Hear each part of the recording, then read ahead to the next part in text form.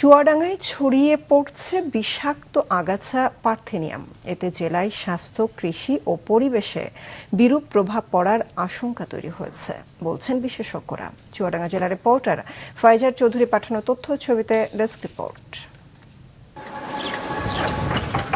গাঢ় সবুজ পাতা ও ছোট সাদা ফুল দেখে সাধারণ গাছ মনে হলেও এটি উত্তর আমেরিকার একটি অন্যতম আগ্রাসী আগাছা পার্থেনিয়াম। এই আগাছার সংস্পর্শে এরই মধ্যে চর্মরোগ, শ্বাসকষ্ট ও অ্যালার্জি সহ নানা রোগে ভুগছেন অনেকে। গবাদি পশু এটি খেয়ে অসুস্থ হয়ে পড়ছে কিংবা মারা যাচ্ছে। ব্যাহত হচ্ছে এসব আগাছার আশপাশের ফসলের স্বাভাবিক বৃদ্ধি ও উৎপাদন। যেখানে বলেন সেখানে ওই গাফলা, আর বিষাক্ত গাফলাও কোনো বেশি মারতে পারছি না আমরা। এত বিষাক্ত, গরুর খাওয়ানোর পরে গাভী গরুর দুধ একদম তৃতকুড়ি হয়ে গেছে।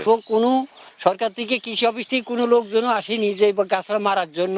আবার এটা বাতাসে বিস্তার লাভ করলে মানুষের নাকের মধ্যে দিয়ে বা মুখের মধ্যে দিয়ে যায়, তখন তার শ্বাসকষ্ট হয় বা তার ফুসফুসে যে শ্বাস প্রশ্বাস সেখানেও ব্যাঘাত ঘটে। বিশেষ করে হিউম্যান হেলথে এটা অ্যালার্জি, ডার্মাটাইটিস এবং ব্রঙ্কিয়াল অ্যাজমা নামক বিভিন্ন ধরনের সমস্যার সৃষ্টি করতে পারে।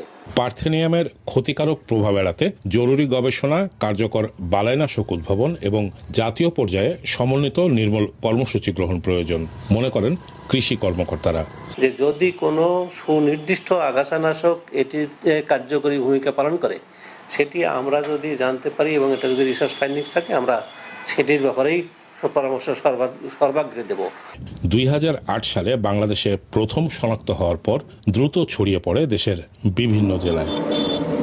ফাইজার চৌধুরী, মাছরাঙা সংবাদ, চুয়াডাঙ্গা।